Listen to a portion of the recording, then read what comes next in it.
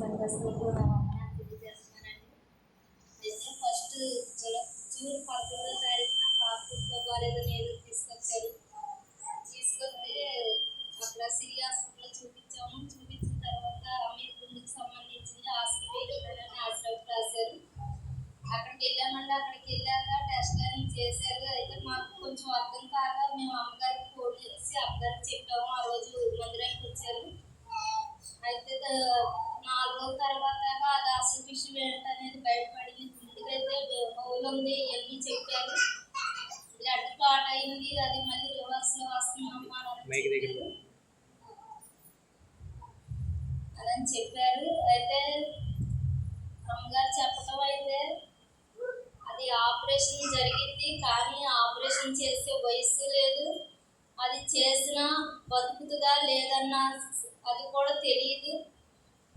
మాతో పాటుగా అమ్మగారు అయ్యగారు కూడా చాలా కష్టపడేవాళ్ళు. అసలు రిపోర్ట్స్ చాలా చాలా చోట్లకి పంపి ఏదో ఒకటి చెయ్యాలి, ఆపరేషన్ పడుకోకుండా సేవలు చాలా ప్రయాసపడేవాళ్ళు. అయితే 5 రోజుల తర్వాత మాకు తెలిసింది అసలు లోకానుసారంగా అయితే పాప బతకదు అని చెప్పారండి డాక్టర్లు. ఆపరేషన్ పడినా పడకపోయినా ఎలాగైనా పాప బతుకుతుందని చెప్పారు. సరే మేము కొన్ని రోజులు మందులు వాడిన తర్వాత నేను నైట్ పడుకునేదాన్ని కాదండి. ఎప్పుడు లేచినా పాప ఎలా ఉంది ఏంటనని పాప అంటే చూసేదాన్ని. ఎప్పుడు వెళ్ళిపోయేటప్పుడు ఒకవేళ ఊపిరితో ఉందా లేదని నాకు భయం వేసి ఆమె ఎంత చూసుకుంటా నా మనసులో పడుకుని నేను ఆ పిల్లలకి చూసేదాన్ని. అలా చూసుకుంటూ ఉండుకుంటా నేను ప్రార్థన చేయడం మొదలుపెట్టాను. జూలై 12వ తారీఖున నాకు దర్శనం వచ్చిందంటే తెల్లగట్ల 3 గంటలకి నేను లేచి కూర్చుని ఏడుపు వచ్చేసింది. పిల్ల చూసి ఇలా ఉందే పరిస్థితి ఏంటనని నేను ప్రార్థన చేసి నేను అడిగినవన్నీ ఇచ్చావు, ఏది కాదని లేదు. నేను చిన్నప్పటి నుంచి నీలోనే ఉన్నాను, ప్రతి విషయం జరిగించావు. నేనైతే కొన్ని చెప్పుకున్నాను, కొన్ని చెప్పుకోలేదు. చాలా విషయాలు జరిగినాయి తండ్రి. పాప విషయంలో కూడా మీరు చేస్తారని నేను నమ్ముచున్నానని నేను 3 గంటలకు లేచి ప్రార్థన చేసి పాప వైపు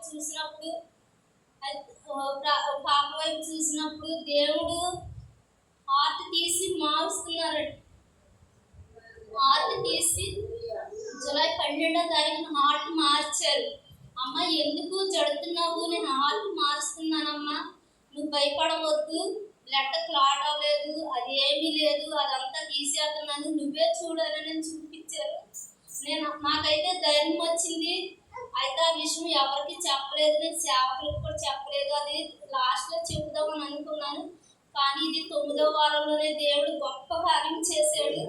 అసలు చనిపోతున్న పాపని నిన్న మేము వెళ్ళామండి డాక్టర్ల దగ్గరికి. 6 డాక్టర్లు చూసారండి, ఒకరి తర్వాత ఒకరు. పాత రిపోర్ట్స్ అయితే తేడా కొడుతున్నాయి.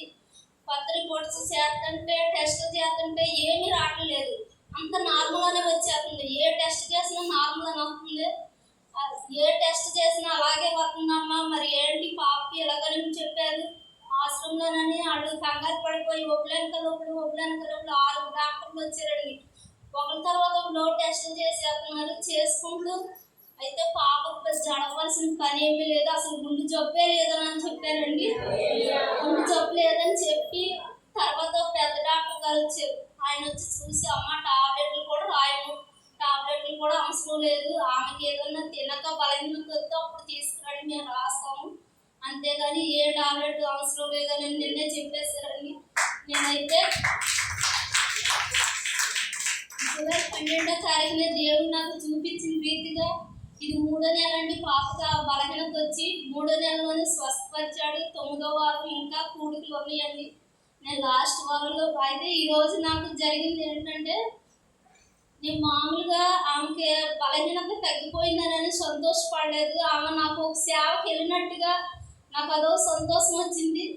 ఆమెతో మాట్లాడిన దేవుడు ఒకే రోజున ఇద్దరితోనూ మాట్లాడాడు, నాతోనూ పాపతో కూడా. దర్శన రీతిగా అయితే తల్లిగారు స్వార్థమ్మ గారు వచ్చి అమ్మ మరి పాపని అయితే నేను స్వస్థపరుస్తాను, కానీ నువ్వు నాకు పాప మాట ఇవ్వు, నేను సేవకి ఇస్తాను అని మాట ఇవ్వను అని అడిగారండి. అయితే నేను అన్నది సేవకి ఇస్తాకి పాప నా కూతురు కాదండి, ఆడమ్మ నాన్న ఇష్టం, ఆడమ్మ నాన్న అడగాలండి. అలా కాదమ్మా, అమ్మ నాన్న ఇష్టం కాదు, నువ్వు చెప్పు ఏ విషయమైంది, నువ్వు చెప్తేనే అక్కడ జరిగిద్ది అని నాతో మాట్లాడారు. అదే రాత్రి బిడ్డతో కూడా మాట్లాడారంటే దేవుడు, అమ్మ నేను సేవకి వెళ్ళిపోతాను, నేను చెప్తున్నాను తెల్లారి అక్క నాకు ఇలా దర్శనం వచ్చింది, సేవకు అప్పచెప్పమంటున్నాడు దేవుడు అదని నేను చెప్తుంటే పిల్ల గబగబా వచ్చి నువ్వు మాట్లాడుకోనని చెప్తానని పిల్ల అందండి. అమ్మ నేను సేవకి వెళ్ళిపోతాను, నాకు దేవుడు రాత్రి వచ్చి నన్ను సేవకు వచ్చేయమని చెప్తున్నాడు అమ్మ అని ఉంది. అలా 2 దర్శనాల ద్వారా మాట్లాడి జూలై 12వ తారీఖు స్వస్థపరిచాడు. బ్లడ్ క్లాట్ అదంతా తీసేసాడండి. అసలు మా కోసం అయితే అయ్యగారు అమ్మగారు అయితే చాలా శ్రమ పడ్డారు. అసలు వాడు బాధే మాకన్నా ఎక్కువ పడ్డారు. ఎప్పుడు చూసిన రిపోర్ట్స్ ఎవరో ఒకరికి పెట్టడం తెలియచేసుకోవడం మాకన్నా ఎక్కువ చాలా బాధపడ్డారండి. వాళ్ళకి కృతజ్ఞతలు చెల్లిస్తున్నాను. అలాగే సుధాకర్ గారు కూడా నేను అసలు ఆ విషయం తెలియగానే మా ఇంటి దగ్గరకు వచ్చారు. వచ్చి అమ్మ నేను మాటిస్తున్నాను, దేవుడితో మాటిస్తున్నాను, మీ పాపకి ఏమీ కాదు, పర్లేదు బాగానే ఉంటుంది, నేను ప్రతి కోటానికి వస్తానని మాట ఇచ్చారు. అలాగే వచ్చారు. నిన్నైతే నేను ఫోన్ చేసి చెప్పానండి, అయ్యగారండి ఇలాగన్నారండి అంటే అమ్మ చాలా సంతోషం అమ్మ, ఇప్పుడే మీ గారు ఫోన్ చేసి చెప్పారమ్మా అని అన్నారు. అలాగే దేవుని స్తోత్రం అండి. బిడ్డ గురించి నేనైతే సేవకి వెళ్ళిపోవాలి, ఆ లోకాశంలో కలవకూడదు, యవన కాలంలో ఉందని నేను అదే అనుకుంటున్నాను. ఈ రోజైతే నేను అదే అనుకున్నాను.